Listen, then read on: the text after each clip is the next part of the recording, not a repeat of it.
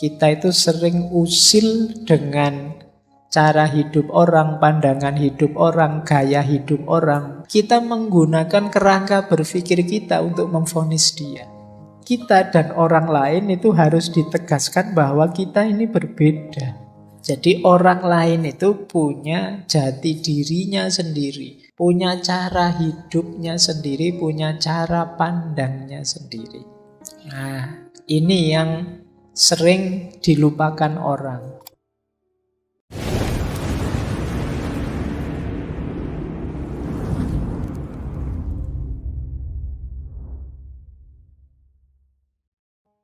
Assalamualaikum warahmatullahi wabarakatuh. Bismillahirrahmanirrahim. Sekarang kita lihat, kenapa sih etik jenis tanggung jawab ini penting? Jadi etika tanggung jawab ini dalam pikirannya Levinas adalah jawaban atas kecenderungan manusia yang egois. Manusia itu cenderung egois, yang dipikir selalu dirinya sendiri dulu. Kalau guru saya dulu kalau memberi ilustrasi, contohnya manusia itu selalu egois kalau pas nonton foto bareng-bareng, kalian kan selalu nyari diri kalian sendiri dulu. Ya kan? Jadi kamu mesti nyari fotoku dulu yang mana, kan tidak mungkin temanmu. Nah, itu ciri paling gampang bahwa orang itu egois, yang dipikir dirinya sendiri dulu. Nah, cuma ini kalah dengan orang yang mencintai. Orang yang mencintai itu bisa saja dia yang dicari foto yang dia cintai dulu. Nah, jadi nanti kamu liriin ya kalau pasanganmu nonton foto bareng-bareng, nyari aku dulu apa nyari dia dulu? Kalau nyari dia dulu, jangan egois ini orang ini. Nah, jadi kata Levinas, manusia itu punya kecenderungan menyerap segala yang ada di sekelilingnya sesuai dengan perspektif pandangannya sehingga bisa dia kuasai. Jadi ini kecenderungannya orang. Ingin menguasai segala sesuatu di luar dirinya. Dia ingin jadi yang ngontrol semua yang ada di sekelilingnya. Ini yang membuat orang kadang-kadang sok tahu, sok bisa, sok mampu, sok kuasa. Kita itu kalau sudah di wilayah kita itu kan merasa menguasai segala di sekeliling kita. Misalnya kalian sudah, orang tahu semua kalian rajin ngaji filsafat. Itu kadang-kadang kalian merasa, wah aku sekarang ngerti filsafat. Jadi kalau ditanya orang, meskipun tidak ngerti tentang filsafat, kalian berusaha kayak ngerti. Ya kan kalian, wah masuk sering ngaji filsafat, pertanyaan gini aja tidak bisa. Tak ngarang-ngarang sidik lah pokoknya. Nah, ini sering terjadi. Jadi orang itu ingin jadi pengontrol situasi sekelilingnya. Dia akan membaca segala yang ada di sekelilingnya, dicocokkan dengan perspektifnya, dengan cara pandangnya, cara hidupnya. Bahkan cenderung ngatur agar sekelilingnya ini cocok dengan dirinya. Misalnya, wah ini warnanya jangan hijau, saya sukanya ungu ya. Besok takmir diganti ya. Mumpung punya kuasa. Orang cenderung begitu, membaca perspektif dirinya saja. Agar dia bisa mengendalikan sekelilingnya. Ini yang pertama, dan ini kadang agak sulit kan, misalnya teman-teman yang putri sudah terlanjur dicitrakan bahwa perempuan itu pinter masak misalnya. Nah itu kadang-kadang yang memaksakan diri harus ngerti masakan-masakan, harus ngerti tentang itu. Akhirnya menyusahkan dirinya sendiri. Jadi ini kecenderungan yang pertama. Dia ingin jadi yang mengontrol situasi sekelilingnya. Kemudian yang kedua, dia menganggap antara aku dan yang lain ini dua hal yang berbeda, tapi dalam pengertian yang lain harus hadir untuk membuat aku nyaman. Kalau tidak, aku pergi atau engkau yang pergi. Nah, itu kecenderungan manusia. Kalau kalian punya teman tidak cocok sama dirimu kan itu.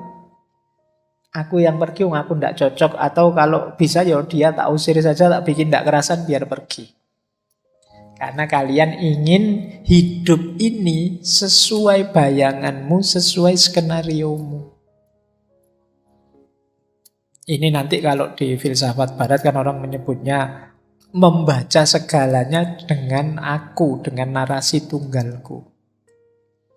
Kita itu cenderung kalau bahasa ilmu bias kognitif itu kita cenderung availability bias. Jadi availability bias itu mencari contoh yang cocok saja dengan pendapatku. Yang tidak cocok ya disingkirkan.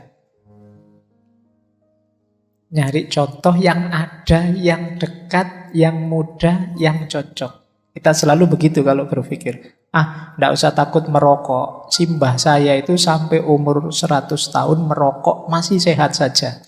Ini namanya availability bias. Ngambil contoh yang paling dekat, yang paling mudah, yang ada, yang sesuai dengan pandanganmu. Jadi, adanya yang cocok ini dijadikan contoh. Kamu tidak mengambil contoh, padahal ada loh orang itu yang tidak sampai tua karena rokok meninggal. Itu tidak diambil. Yang diambil tetangga saya sampai umur 80 masih sehat meskipun merokok. Ini namanya availability bias.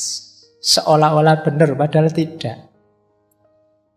Itu memang muncul dari hasrat kita untuk selalu dianggap benar. Kita ingin agar lingkungan sekeliling kita itu manut ikut dengan pendapat kita. Nah, ini nanti dasarnya kenapa Levinas itu kemudian merumuskan etika tanggung jawab. Baik, ini yang pertama. Yang kedua, etika tanggung jawab yang merespon egoisme manusia itu Levinas mengkritik pikiran-pikiran etik sebelumnya.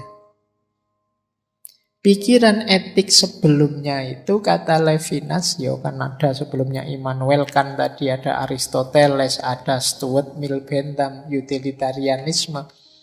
Itu kata Levinas, sifatnya sebagian besar itu egois. Jadi yang dipikir selalu aku yang baik. Bagaimana membuat aku jadi orang baik. Kan fokusnya selalu ke situ. Ya benar sih, memang etik itu memperbaiki diri, fokus pada yang baik, meninggalkan yang buruk. Tapi kalau modelnya egois, akhirnya apa? Yang dipikir dirinya sendiri terus. Tidak peduli yang lain. Tak kasih contoh ya. Pernah enggak di sini atau mungkin teman-teman pernah bersikap begini. Ada yang memberitahu kalian, teman yang sana itu loh suka ngomong jelek tentang kamu. Biar saja dia ngomong jelek. Toh dosa-dosanya dia, yang penting aku enggak terpengaruh, malah dosaku nanti bisa dikasih ke dia. Ini egois. Jadi kamu ingin jadi baik sendirian, enggak peduli temanmu rusak. Jadi tidak peduli temanmu masuk neraka, masuk neraka dewa, aku tak mlebu swarga. Ini cuek namanya. Jadi pelajaran-pelajaran etik sebelumnya itu hanya fokus pada dirinya sendiri. Ini agak egois, padahal egois itu tidak etis. Jadi kamu juga harus peduli dong kalau ada yang lain yang perlu juga jadi orang baik. Jangan biarkan, biar aja yang lain rusak, yang penting aku tetap baik. Apa teman-teman itu tontonannya di HP gitu-gitu. Yang penting aku baik, biar aja mereka. Mereka sudah besar, sudah tahu mana baik, mana buruk. Kan kita selalu begitu. Kita abai dengan orang lain. Nah, teori-teori etik sebelumnya jarang yang menyentuh keterbukaan, kepedulian, rasa hormat pada yang lain ini. Selalu fokusnya apa sih perbuatan baik itu? Dasarnya dari mana? Dari hati, dari Tuhan, atau dari kesepakatan masyarakat? Tujuannya kesenangan apa kebahagiaan? Fokusnya selalu ke situ dan akarnya selalu di aku. Nah, sekarang Levinas menawarkan etika tanggung jawab. Yang isinya adalah membuka diri, silahkan yang lain hadir. Sesuai kenyataan dirinya apa adanya, kita bersama-sama saling melakukan yang terbaik untuk yang lain. Nah, ini rumus etika tanggung jawab dari Levinas. Baik, jadi ini sudah bisa mulai ditangkap yang diinginkan oleh Levinas dari gagasannya ini. Kita lanjutkan. Nah, ini tadi yang disebut etika wajah tadi. Ethic of face. Jadi wajah itu ya bukan berarti yang kelihatan muka ini. Maksudnya kehadiran orang lain. Jadi etika wajah itu begitu ada orang hadir di depan kita, itu kan kita dipaksa harus merespon. Kita kan tidak bisa diam saja. Di kamar misalnya kamu sedang asik-asik, tidak pakai baju, dengerin musik, santai-santai, kelekaran. Temenmu datang notok pintu hadir. Wajahnya di depan wajahmu sekarang. Itu etika wajah. Jadi ini kan menurut kamu respon. Mungkin kamu cepat-cepat, waduh, ambil baju, musik dimatikan, sampah-sampah dibersihkan sebentar, terus kamu baru buka pintu karena hadir temanmu.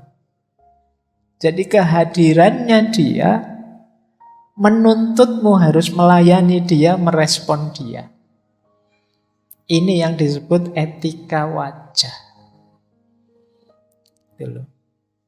Jadi kayak kalian misalnya tadi kesini misalnya bayangannya tidak ketemu temanmu yang itu, tiba-tiba ketemu. Itu kan kamu harus merespon. Bayanganmu ngajinya mungkin gerimis-gerimis ini tidak banyak. Waduh kok banyak orang. Nah, mungkin kamu beda lagi. Bayanganmu macam-macam. Hadirnya orang lain itu mau tidak mau menuntut kita untuk merespon. Disinilah nanti akan diuji kita itu seorang yang beretika atau tidak. Ada orang yang sejak awal memang menutup diri, tidak menerima hadirnya yang lain. Itu orang-orang abai tadi, orang cuek tadi. Orang lain hadir, peduli amat urusan-urusan dia sama saya urusanku. Aku, dia. Ini tidak etis. Atau dia hadir di depanku harus ikut aturanku. Dia ada di depanku harus menyesuaikan dengan keinginanku.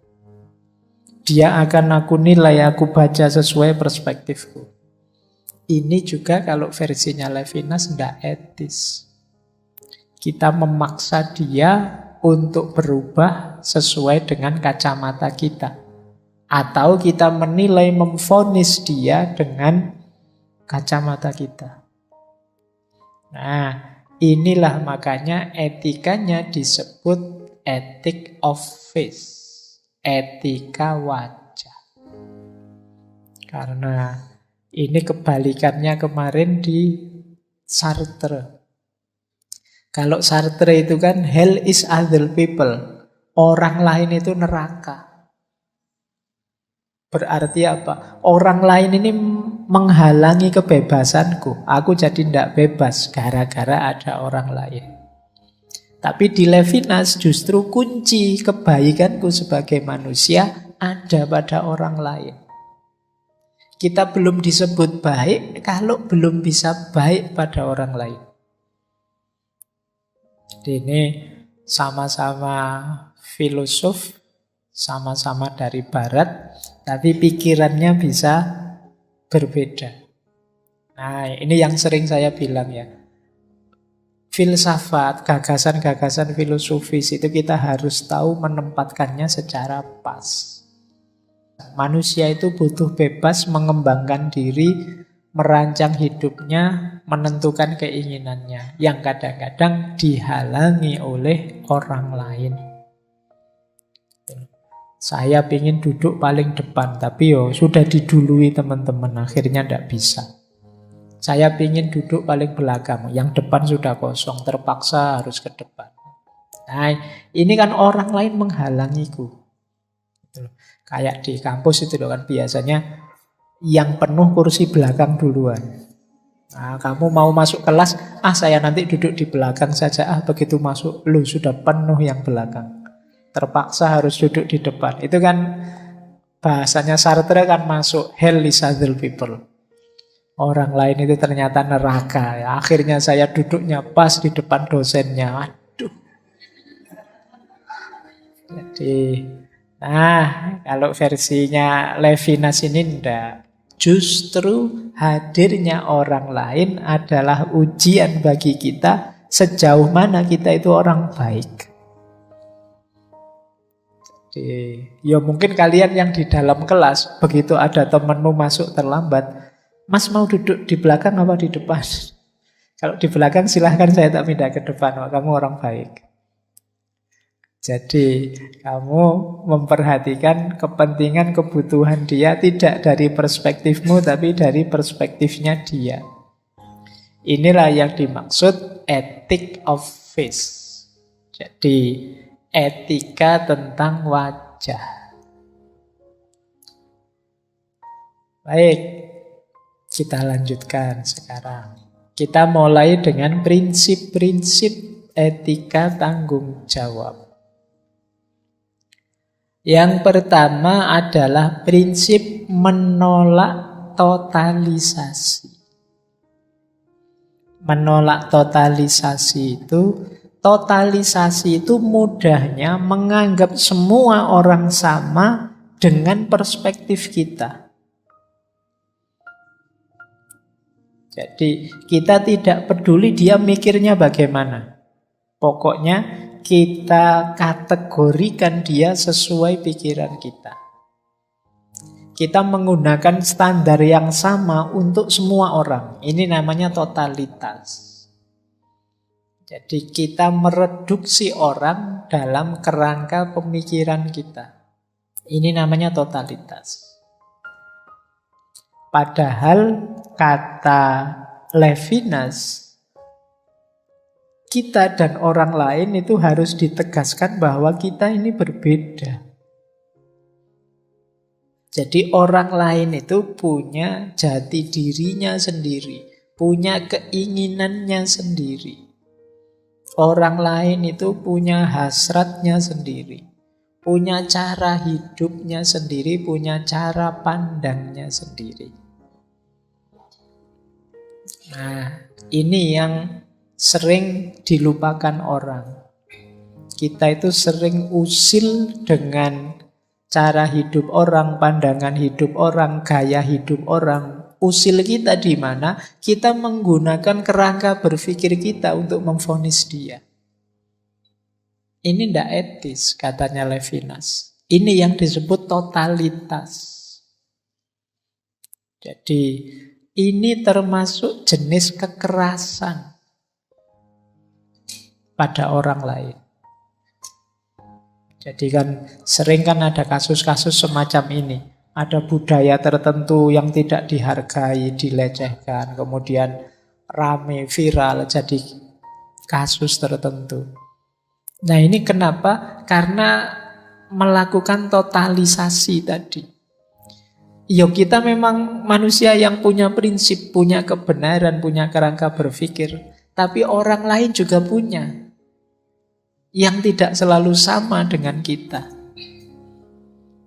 Kita membaca orang lain dengan kacamata kita, ya tentu saja tidak pas, tidak cocok. Mentang-mentang saya ndak suka ndak suka kopi, misalnya saya bilang, takmir ndak usah nyediain kopi lah, teh saja lah, lebih sehat kok. Atau air putih saja lah ya minggu depan, air putih itu lebih sehat. Dokter juga bilang begitu. Ini namanya totalisasi. Memperlakukan orang lain secara sama. Semuanya dengan perspektif kita yang satu itu. Ini namanya totalisasi. Mari semuanya mengikuti saya ngaji filsafat. Ngaji filsafat ini penting loh. Ini nanti, misalnya itu promosi. Nah, ini juga kalau tidak mempertimbangkan masing-masing orang bisa masuk totalisasi. Apa iya semua orang butuh filsafat misalnya? Apa iya semua orang punya passion di situ misalnya? Oh, tapi ini penting kok Pak. Ini induknya semua ilmu, ibunya semua ilmu. Kita sering promosi begitu. Ya, boleh saja kita menjelaskan begitu, tapi kalau kita memaksakan orang harus begitu, namanya totalisasi. Untung itu tidak ada yang tanya kalau ibunya filsafat, bapaknya siapa? Kok punya anak banyak sekali ilmu-ilmu. Oke, jadi prinsip pertama ini berarti apa? Orang yang melakukan totalisasi itu tidak etis. Jadi kalau kalian menilai orang, menjudge orang hanya dengan perspektifmu saja dan kamu anggap semua orang itu sama, itulah totalisasi. Nah, semoga teman-teman mulai paham sekarang arahnya etika tanggung jawab ini. Jadi bertanggung jawab tidak berarti kita memaksakan pandangan kita, perspektif kita, keinginan kita sebagai sama dengan pandangan perspektif keinginannya orang lain.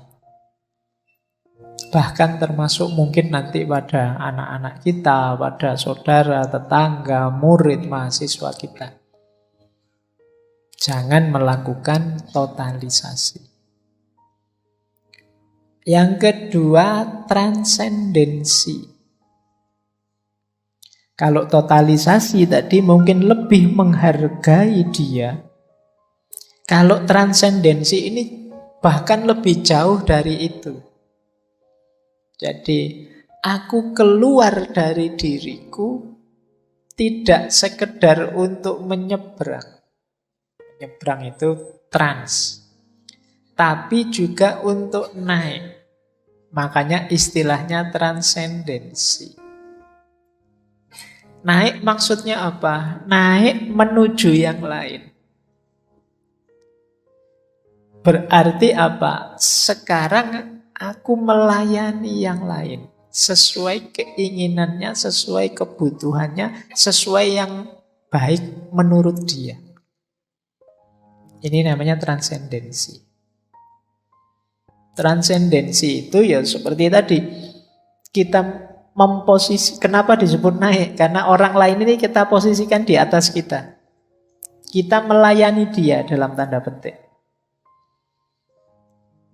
Jadi, ya kayak tadi loh, ada temenmu ke kamarmu misalnya, kamu padahal tadi mendengarkan musik kesukaanmu, tapi begitu dia masuk, kamu tanya, kamu senengnya musik apa? Oh, kalau saya sukanya koplo. Wah, ini baru murotal diajak koplo.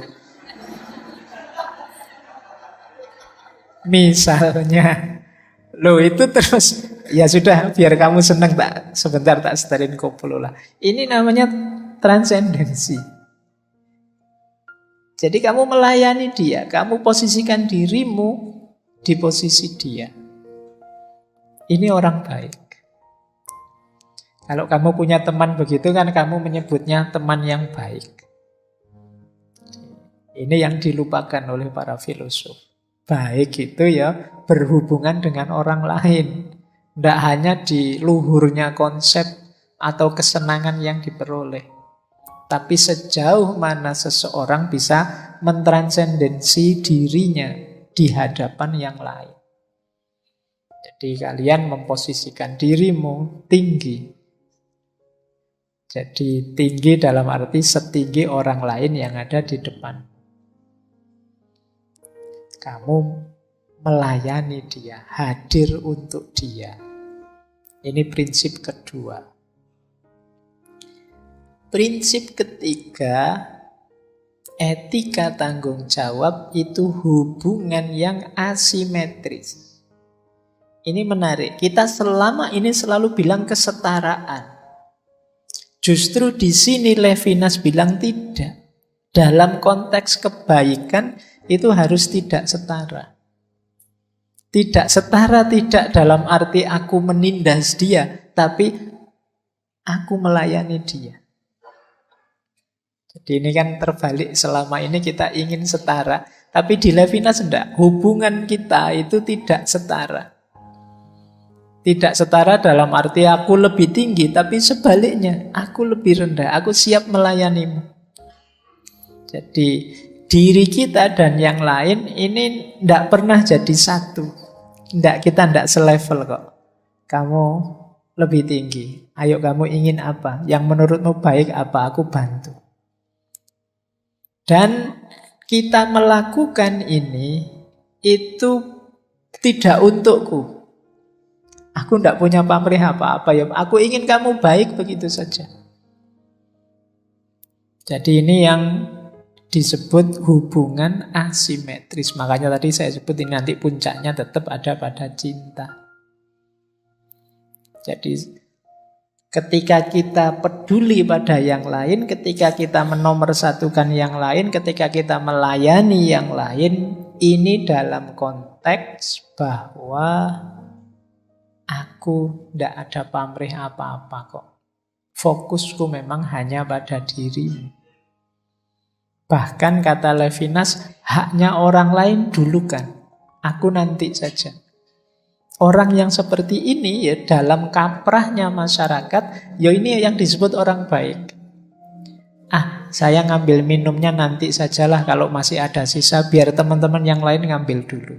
Nah, ini kan sebenarnya kamu berhak, wong kamu datang awal, tapi nantilah mungkin ada yang tidak kebagian, kasihan. Loh, kita menyebut orang kayak gini kan orang baik. Kamu tidak peduli kepentinganmu, tapi kamu dulukan kepentingannya orang lain. Bahkan dia lebih bertanggung jawab pada temannya, pada orang lain tadi dibandingkan pada dirinya. Kalau temannya datang, sudah makan? Belum. Mbok beli makan, tidak bawa uang. Ini pakai uangku dulu, padahal kamu sendiri belum makan. Ini cuma cerita saja. Mau cuma cerita, tidak tahu kenyataannya.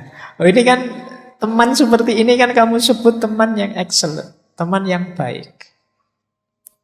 Nah, kayak jadi hubungannya asimetris. Kan yang lain terus bilang, wah tidak adil itu, wah tidak bagus itu dan lain sebagainya. Tapi tetap kamu yang melakukan itu disebut orang baik. Kalau simetris saja, yo pertimbangan hak, pertimbangan balasan tadi, pertimbangan tanggung jawab tadi, yo setara saja. Kalau setara saja, tidak ada yang disebut orang baik, yo biasa saja, memang itu haknya. Tapi kebaikan itu yo ketika orang melayani yang lain. Melakukan kebaikan tanpa menghitung, tanpa menuntut apa yang dia dapat. Inilah orang baik. Oke, saya lanjutkan. Nah, gagasan-gagasannya Levinas tadi, ini sebenarnya menyerang dengan keras tradisi filsafat Barat sebelumnya. Orang Barat itu ya seperti Heidegger tadi, itu kan banyak membahas tentang ada, tentang being, tentang kenyataan. Tentang kebaikan itu harus begini, yang benar itu harus begitu. Dan itu sifatnya general untuk siapa saja begitu. Jadi teori-teori filsafat itu kan mengeneralisir segala sesuatu dalam satu teori. Dianggapnya semua manusia itu sama. Padahal setiap orang itu unik. Jadi Levinas mengkritik filsafat barat yang itu fokus membahas being. Being itu kan tentang ada sesuatu. Biasanya kalau membahas tentang ada itu terus ngomong ciri-cirinya ini, kategorinya ini. Dan teori semacam ini terus dianggap berlaku untuk semuanya. Manusia itu cirinya 1, 2, 3, 4. Nah, terus siapapun yang punya ciri ini baru disebut manusia. Kalau ada yang kurang, yang tidak, ya tidak. Ini gaya filsafat barat lama. Jadi kebijaksanaan itu cirinya 1, 2, 3, 4. Dan pokoknya ada 4 ciri ini, yo semuanya orangnya pasti disebut bijaksana. Padahal situasinya setiap orang mungkin beda-beda. Nah, ini yang dikritik oleh Levinas pada tradisi filsafat barat. Ontologi barat itu ontologi yang menyamaratakan semuanya, termasuk manusia. Padahal manusia itu unik. Setiap orang adalah pengecualian sebenarnya. Sebanyak ini yang hadir malam hari ini, itu kan saya yakin tidak ada yang sama persis isi dan cara berpikirnya. Nah, tapi begitu dibikin teori, terus dianggap semua sama. Mungkin kalian sekali dua kali baca komen atau berita tentang ngaji filsafat. Setiap malam Kamis, anak-anak muda berkumpul, semangat sekali belajar filsafat. Apa iya semuanya semangat sekali belajar filsafat? Wong yo ada yang pingin nongkrong saja, pingin ketemu teman saja, daripada nganggur di kos saja, ada macam-macam motifmu. Tapi kan begitu diberitakan, digeneralkan semua, seolah-olah semua begitu. Ini kritiknya Levinas. Kita itu kan mikir selalu begini caranya. Selalu menganggap sama semuanya. Lupa bahwa kalau itu menyentuh manusia, pasti beda-beda. Iya, kalau alam sih ajek dia, konsisten dia. Tapi manusia tidak. Senang, susah, bahagia, menderita, dan lain sebagainya. Ini kalau manusia sifatnya unik. Jadi, suka dipukul enggak? Enggak suka, Pak. Semua orang mesti enggak suka dipukul. Ya belum mesti. Dalam situasi tertentu mungkin kamu minta dipukul. Kayak kalau di sinetron-sinetron lagi pacaran pinggir pantai terus kejar-kejaran pukul-pukulan. Nah itu kan kamu minta dipukul. Kalau momennya kayak gitu, pukullah aku lagi. Jadi enggak. Kalau manusia unik. Enggak seragam. Maka pertimbangkan keunikan masing-masing orang. Jangan zalim. Menilai orang, memaksa orang sesuai dengan kerangka berpikirmu. Itu kata Levinas.